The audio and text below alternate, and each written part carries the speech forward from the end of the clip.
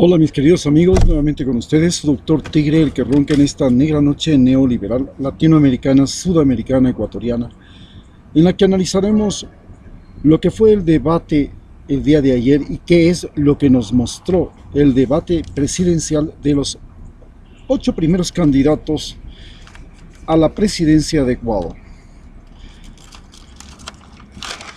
En términos generales y sin mencionar nombres, podemos señalar que todos los candidatos coincidieron en algunas cosas.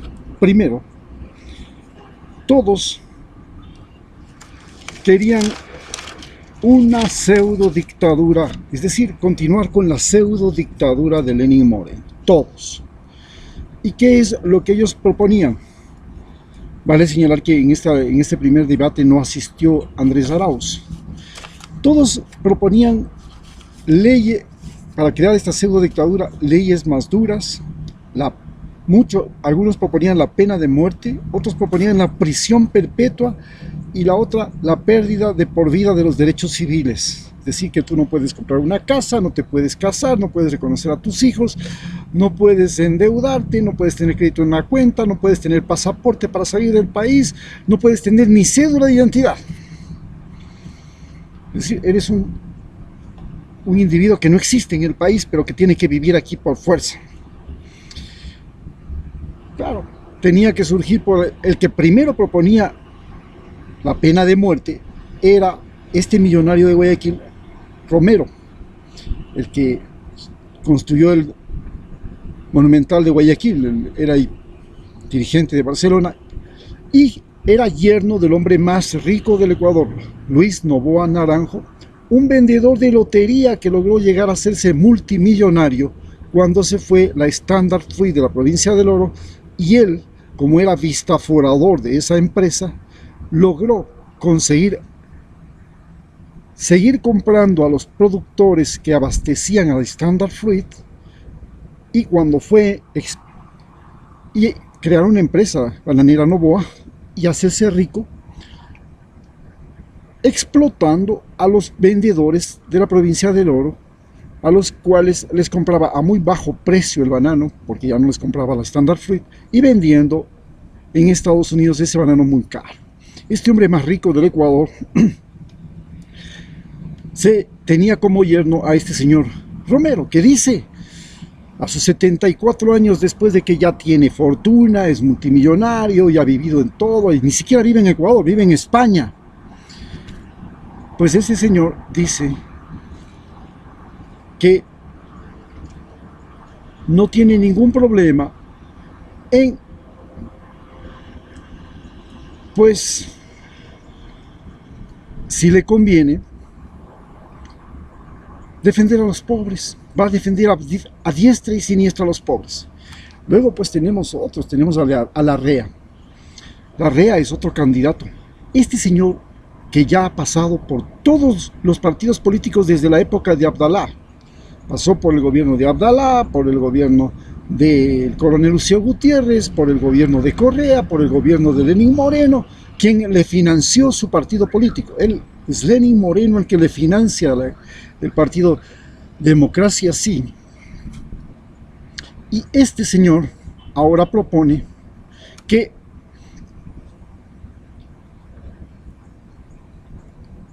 como es un quiteño, ustedes tienen que entender, el uno es un costeño guayaquileño, y como buen costeño guayaquileño, ustedes ya saben que un costeño guayaquileño millonario es simplemente un ladrón de cuello blanco, brutal, salvaje, pero va y grita que va a trabajar por los pobres, porque la diferencia entre un serrano y un costeño en la parte de la mentira es que el costeño te miente descaradamente y te roba descaradamente, y el serrano te miente y te roba simuladamente. Y entonces viene Larrea, un político que ha vivido la hipocresía de mi ciudad, de Quito, es un hipócrita de Quito, este hipócrita de Quito que ha bailado con todos los gobiernos,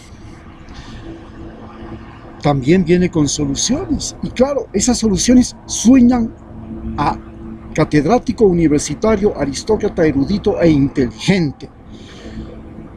Después tenemos al minero, un serrano que amenaza con la mano, que tiene los dientes deformes porque es minero, que te habla como esos mineros del Dorado, de los western. Aquí meto tiro yo y que voy a cambiar a balazos este país, como esos mineros de California cuando venían, como esos mineros que van a la Amazonía y a todos los lugares del Ecuador y se imponen a la brava con el pistoletazo, y ese ofrece cambiar el país a la brava, al pistoletazo, y es serrano. Y aparece también la candidata de la lista 35. ¿Y qué es la candidata de la lista 35? Una persona, una mujer que convierte la prostitución en política. ¿Cómo es eso que convierte la prostitución en política? Eso no es posible, usted no puede decir eso, doctor. Claro. Para nosotros los hombres machistas de América Latina, la mujer que pasa de mano en mano es una prostituta. Puede que se llame Chuya, puede que se llame María Antonieta, puede ser que se llame Catalina la Grande, puede que se llame Cortesana, pero es una prostituta. ¿Y por qué? Porque pasa de mano en mano. ¿Cómo se llama la política que un día baila con Rafael Correa y al día siguiente baila con Lenín Moreno, y ahora, si no gana las elecciones, bailará con el que gane las elecciones? Y entonces ella sale a defender los derechos de las mujeres con toda la razón, porque a todo el mundo, no solamente a ella, le consta que las mujeres en América Latina son lo peor de lo peor en el trato. Son oprimidas, son asesinadas, son golpeadas, son maltratadas, vive el machismo. Y entonces tenemos en Chile una protesta masiva de las mujeres que dice: el asesino eres tú, el violador eres tú, no soy yo. Es a ti el que te tienen que castigar. Y a base de eso nacen las protestas de Chile, que se consolidan en una nueva constitución. Los derechos de las mujeres son ahora lo más peleado que existe. En base a esto, esta candidata sale a defender los derechos de las mujeres, muy bien, pero su conducta política es una migrante ecuatoriana que fue a vivir en Estados Unidos, que está representando a los migrantes, y llega al asambleísta por Rafael Correa, y luego se vuelve esbirra y cepilla de Lenín Moreno, que traicionera de Jorge Glass, traicionera de todos los demás, y junto con Serrano y todos los demás de la lista 35 bailan e hicieron el baile de la repartición de los hospitales, de las compras públicas y todo, y ahora pues no se atreve a señalar que su partido estuvo a la cabeza de toda esa debacle sanitaria creada por la repartición de los hospitales y las compras públicas. Y por supuesto tienen ahí ustedes otros candidatos, entre los cuales sale el prefecto de la SUAY, pero el prefecto de la SUAY sale con un montón de crucecitas en el pecho. Vayan pensando: Azuay, segundo es de apellido Carpio, hijo de madre, crema y nata de Cuenca, pues eso no es cualquiera, ese es un caballero, ese no es como le dicen allá, aquí les decimos chullas, pero allá les dicen chazos. Él no es chazo, él es un molaco, ¿ves?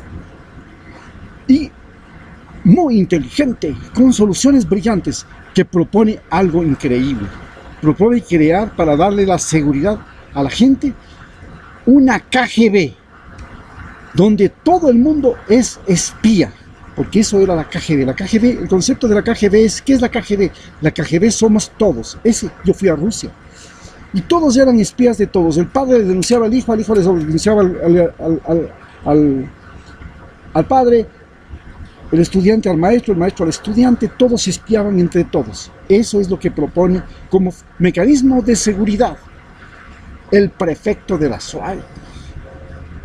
Y eso significa una pseudo dictadura. Pero hay Sagñay, un guayaca más mentiroso, pero descarado, sinvergüenza, pícaro. Primero, está por Abdalá Bucaram, por el partido de Abdalá Bucaram, y habla de que no privatizará las empresas públicas.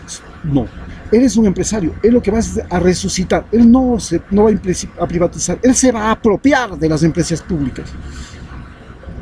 Porque eso es lo que quiso hacer Abdalá. Se cogió CNT, se cogió las hidroeléctricas primero y después las compras públicas. Y él representa a Abdalá. Y es tan descarado y sinvergüenza como Abdalá. Y por supuesto, no se queda él solamente. Él pide la prisión perpetua, pues no queda con nada. Pide la pérdida de los derechos. Mientras un guayaca pide la pena de muerte, el otro guayaca quiere, y todavía más quiere la esclavitud penitenciaria. Que los presos tienen que pagar, tienen que trabajar para pagar su comida. ¿Así? Los judíos se convirtieron en presos de los egipcios, y los egipcios les obligaban a pagar su comida construyendo, hasta que lograron liberarse.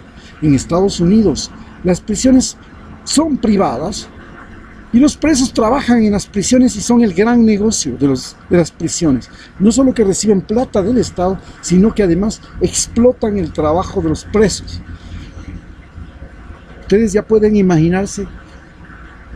Actualmente muchos presos en las cárceles de Ecuador trabajan, hacen muebles que se venden aquí en San Roque, pero la plata que produce esos muebles es para su familia, no para el dueño de la cárcel, no para el político, no para el guardia, no para el director de la cárcel, no para no para el cocinero, porque eso se llama esclavitud. Y eso es lo que proponen.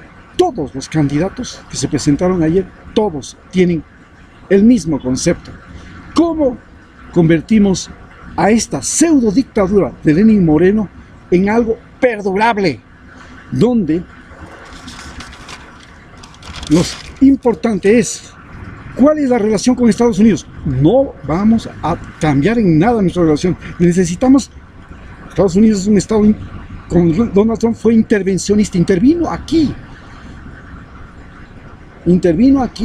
y controló, para recibir 2 bases de Manta, la de Manta y de Galápagos, tiene bajo su control las Fuerzas Armadas, tiene bajo control la policía. Hemos perdido soberanía y Estados Unidos le ha sostenido a Lenín Moreno e incluso le ayudó a ganar la consulta popular a través de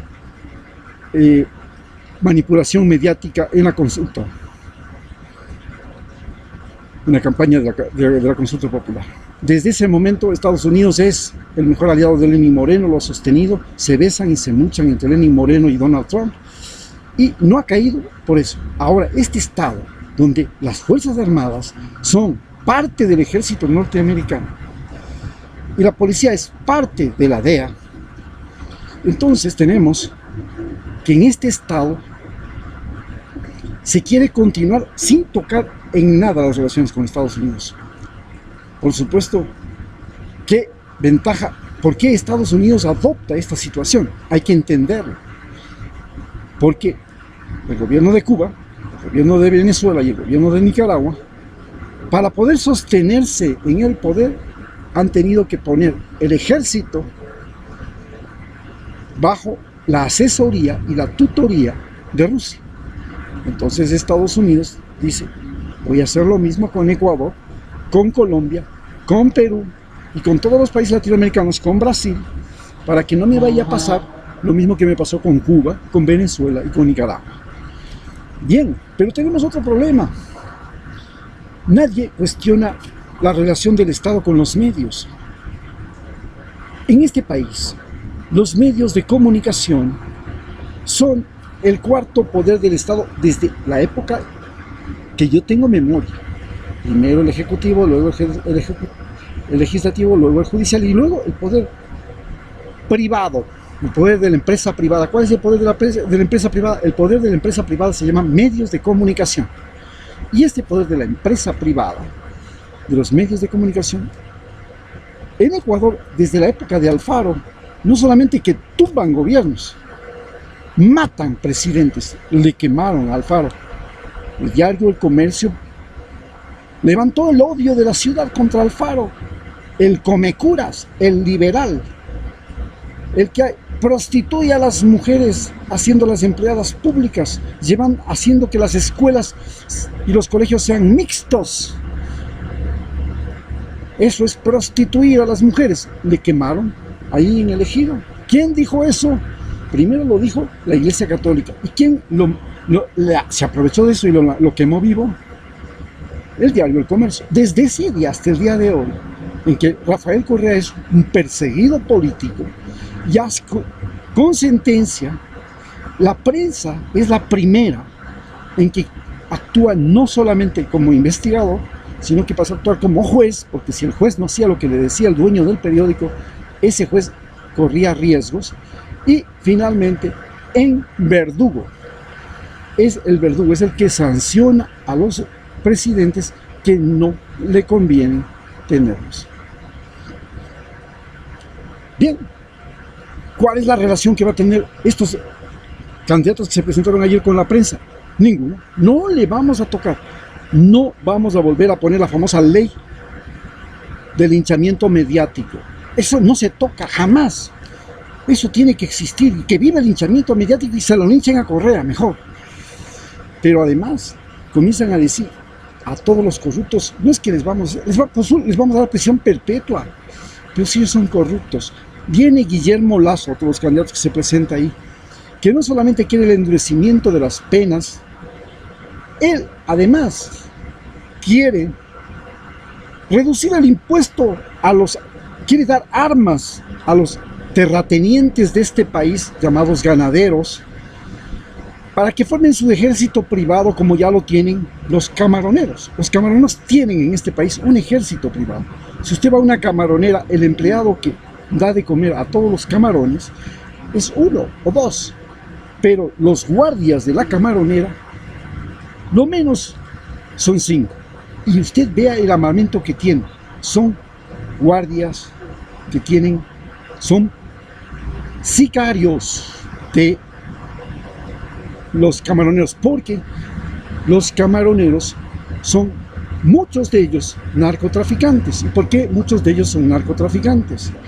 Porque en las camaroneras es el mejor lugar para esconder la cocaína, como se lo ha demostrado, y para sacarla al mar. Igual pasa con los empresarios pesqueros. En el Ecuador, los empresarios pesqueros, unos tienen barcos de pesca y los otros tienen barcos en alta mar para proveer de gasolina a las go-fast, las lanchas súper rápidas de los carteles.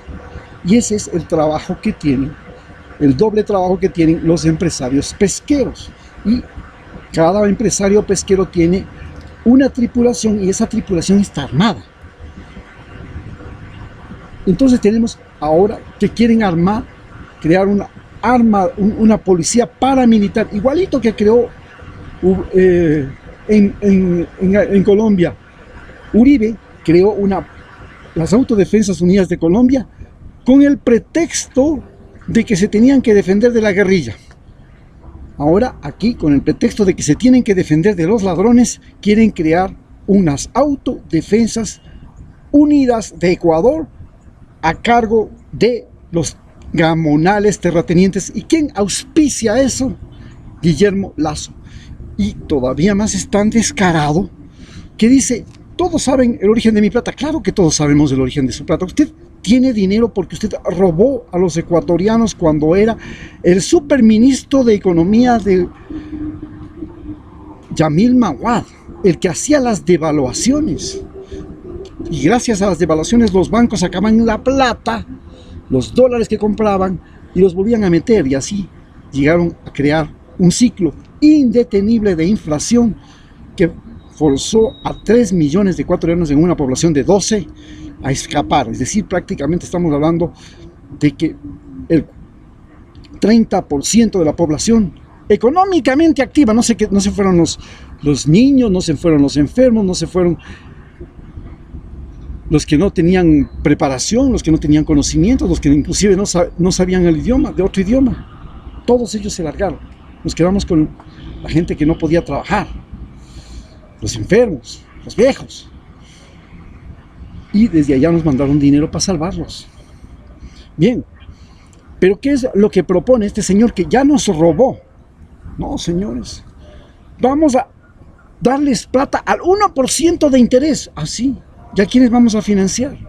Vamos a financiar a los ganaderos. Ah, los ganaderos, a los que quieren hacer las fuerzas paramilitares ecuatorianas. Ah, qué bien. En segundo lugar, todos hablan de que van a cobrar solamente un interés del 2 al 5% como máximo. Ah, sí. Y luego todos hablan de que lo más importante es la agricultura. Así, la agricultura. Tenemos una sobreexplotación del agro, inclusive la extensión de las fronteras agrícolas en el Ecuador ya no es posible porque estamos entrando en áreas protegidas. 30% del país son áreas protegidas. Y las áreas protegidas valen un comino. Lo importante es la explotación del agro. ¿Y cómo se va a explotar el agro? Ah, vamos a industrializar algo. El rato que usted industrializa el agro, lo único que hace es sacar inmediatamente a todos los seres humanos. Donde hay plantaciones de palma africana, que es industrialización del agro, todos los pueblos han desaparecido.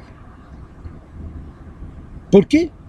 Porque los pueblos, la gente que tenía sus pequeños huertos para autoprovisión, no tienen agua y lluvia suficiente. El agua que usan se contamina con los pesticidas de la plantación.